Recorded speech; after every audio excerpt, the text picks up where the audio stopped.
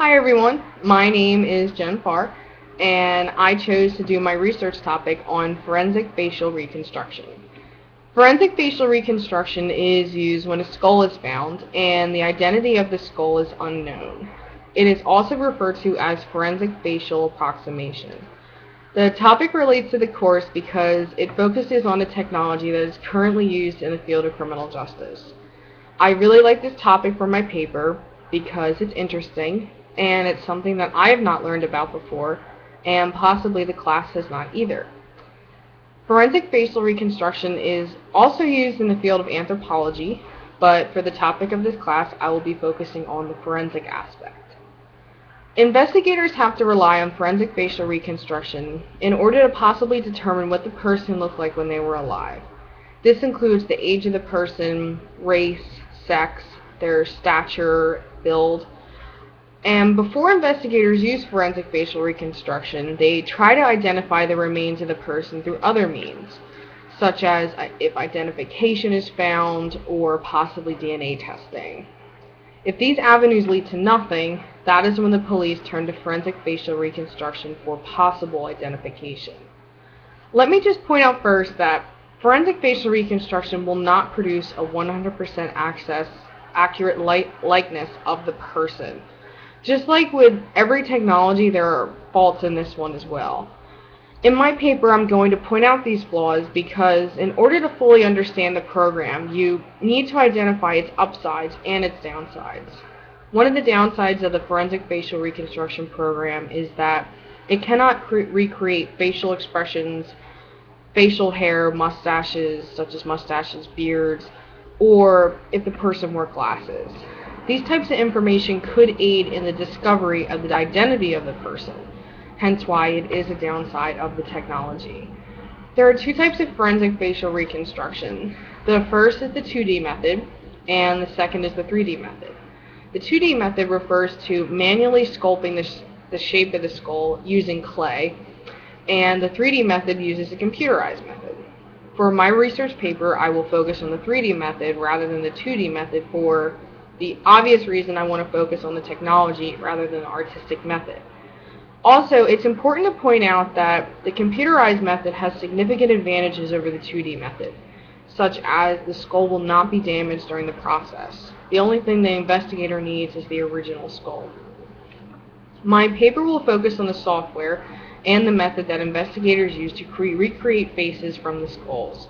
This includes what the investigator does before they start recreating the face, basically making general assessments of the skull.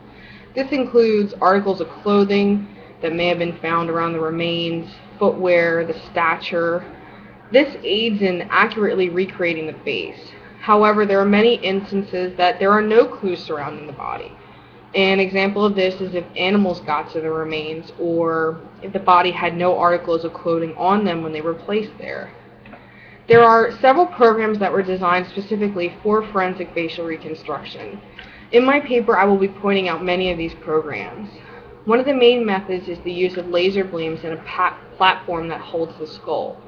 The skull is placed on the base of the cylinder and is held by adhesive tape. This adhesive tape was specifically created so it would not harm the integrity of the skull, and it could be easily removed. However, in some cases, the skull is not found perfectly intact. In my paper, I will describe the technology of blue tape, which is a plastic filler that is used to keep the skull together. This also does not ruin the integrity of the skull. A specific laser scanning system that I will describe in my paper is called the Fascia Optical Service Scanner A, and it was developed by the Medical Physics Department at the University of College London. In this system, the skull is placed on a cylinder in a completely dark room, and a beam of light is emitted from the laser, and it hits a prism filter that produces a vertical line onto the skull.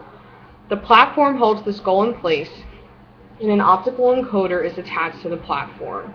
The optical encoder records a series of profiles in several separate instances.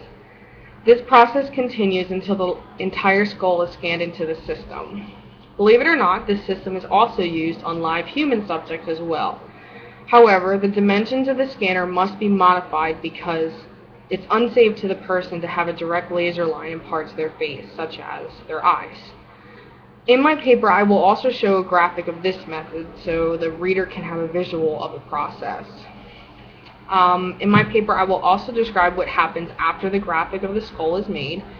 This includes the placement of landmarks. Landmarks are placed in certain locations of the skull in order to measure the tissue thickness. This information about tissue thickness actually came from former live subjects, and it's mainly used to identify race. The investigator fills in the tissue on the computerized graphic, and using this technology, they can modify the tissue thickness whenever they want to. So if they make a mistake, it's not permanent. At this point in the process, the investigator uses facial templates from a database of faces. These faces have already been scanned into the system. A face is picked out with average features and which one accurately matches the skull. This includes whether the skull has a thin or medium appearance to their face. At this point is when the investigator fits a face over the skull. This is when the skull starts to actually look like a real person. It's important to note that during this process, the model of the skull has closed eyes. After the main model is created, the investigator has to open their eyes, add facial and head hair, in order to give the skull a more realistic appearance. In my paper, I will describe this process in much more detail. I just wanted to give you an overview of what's involved. In my paper, I will also touch on other software that is used in forensic facial reconstruction. This includes the Freeform Modeling Plus software, the use of ultrasounds, CT scanning, and MRI scanning. As I said before, I will include graphics from the process of laser scanning, and also graphics of the real picture of the missing person and the computerized graphic of the person. This way the reader is able to see how the technology works and have a better understanding of the entire process. So that is basically what my paper will entail. I am looking forward to your responses, and thank you for listening to my video blog.